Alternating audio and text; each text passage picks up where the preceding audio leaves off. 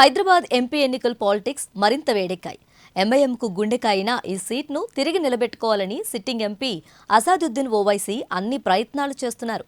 BJP ఈసారి మహిళకు ticket ఇవ్వడంతో పోరు రక్తకట్టింది. మాదివిలత పాత బస్తీ సమస్యలను లేవనెత్తుతూ హిందువుల ఓట్లను పోలరైజ్ చేస్తున్నారు. ముస్లింలకు కూడా ఇఫ్తార్ విందులు ఇస్తూ హల్చల్ చేస్తున్నారు. మరోపక్క కాంగ్రెస్ గ్రాఫ్ కూడా పెరుగుతుంది. హస్తం పార్టీ కూడా ముస్లిం అభ్యర్థిని బరిలోకి దింపాలని ఆలోచిస్తుంది. మాజీ టెన్నిస్ క్రీడాకారిణి సానియా మిర్జాకు టికెట్ ఇస్తారని సమాచారం. అదే జరిగితే ముస్లింల ఓట్లు చీలి తనకు ఎదురుగాలి వీస్తుందని ఓవైసీ భయపడుతున్నట్లు సమాచారం. మతం ఆధారంగా సాగే హైదరాబాద్ ఎన్నికల్లో హిందూ ఓట్లపై ఓవైసీకి ఆశ లేదు. ముస్లిం ఓట్లలో కొన్ని మరో ముస్లిం పార్టీ ఎంబీటీకి పడే అవకాశం ఉంది. కాంగ్రెస్ కూడా కొన్ని కొల్లగొడితే తన సీటుకు ఎదురొస్తుందని ఓవైసీ భయం. అందుకే కాంగ్రెస్తో దోస్తీ చేస్తూ ఆ పార్టీ ముస్లిం అభ్యర్థిని నిలబెట్టకుండా కాళ్ల బేరానికి వచ్చినట్లు సమాచారం.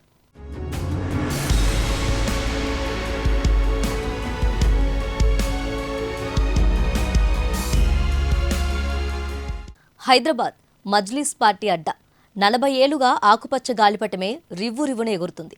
బీజేపీ ఈసారి తెలంగాణపై ప్రత్యేకంగా ఫోకస్ పెట్టి డబుల్ డిజిట్ కొట్టాలని ప్రయత్నిస్తుంది. హైదరాబాద్ను తన ఖాతాలో వేసుకుంటే రాష్ట్రంలో తిరుగుండదని భావిస్తుంది.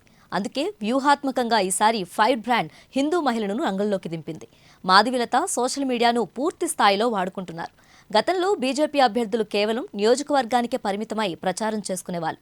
మాదివిలత అందుకు భిన్నంగా అతి తక్కువ కాలంలోనే తెలంగాణ బీజేపీ ఫేస్గా మారారు. ముస్లిం మహిళల ఓట్లపైన కన్నేసి వాళ్ల సమస్యలను తరచూ ప్రస్తావిస్తున్నారు. పాత బస్తీలో ఇదొక కొత్త ట్రెండ్. ఎంబీటీ కూడా కొన్నేళ్లుగా బలం పుంజుకుంటూ ఎంఐఎంను ఢీకొట్టే స్థాయికి ఎదిగింది. కాంగ్రెస్ బలం కూడా పెరిగింది. మొన్నటి అసెంబ్లీ ఎన్నికల్లో నాంపల్లి సీట్ను కాంగ్రెస్ కొద్ది ఓట్ల తేడాతో మిస్ అయింది. ఈసారి పరిణామాలు ఓవైసీని తీవ్ర ఆందోళనకు గురిచేస్తున్నాయి. మిత్రపక్షమైన బీఆర్ఎస్ అసెంబ్లీ ఎన్నికల్లో ఓడిపోవడంతో కాంగ్రెస్ కటాక్షం కోసం ప్రయత్నిస్తున్నారు.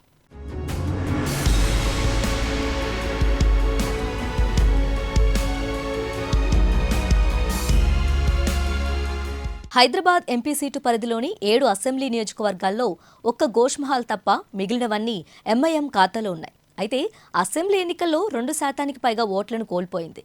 యాకుత్పుర, మలక్పేట్, చాంద్రాయన్గుట్ట, చార్మినార్ సెగ్మెంట్లలో మజ్లిస్ బలం తగ్గుతుంది. టికెట్లు దక్కని మాజీ ఎమ్మెల్యే ముంతాజ్ ఖాన్ వంటి అసమ్మతి నేతలు సహకరించడం లేదు. కొందరు ఎంబీటీలోకి, కొందరు కాంగ్రెస్లోకి వెళ్లే సంకేతాలు కనిపిస్తున్నాయి.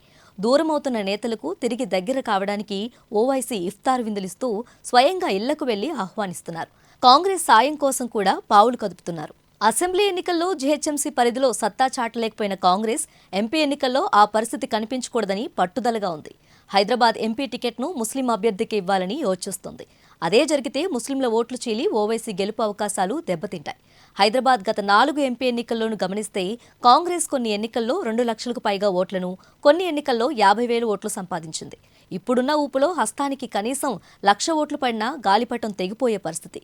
ఈ ముప్పును తప్పించుకోవడానికి ఓవైసీ కాంగ్రెస్ పెద్దలైన షబ్బీర్ అలీ, అజారుద్దీన్, అలీ మస్కతీలతో చర్చలు జరుపుతున్నట్లు తెలుస్తుంది.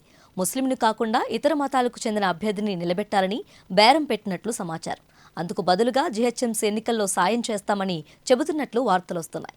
హైదరాబాద్ తమ కంచుకోటాని ఇన్నాళ్లు భావిస్తున్న మజ్లిస్ ఈసారి గెలవాలంటే మాత్రం వేదికలపైనే కాకుండా తెర వెనుక కూడా కష్టపడక తప్పదు.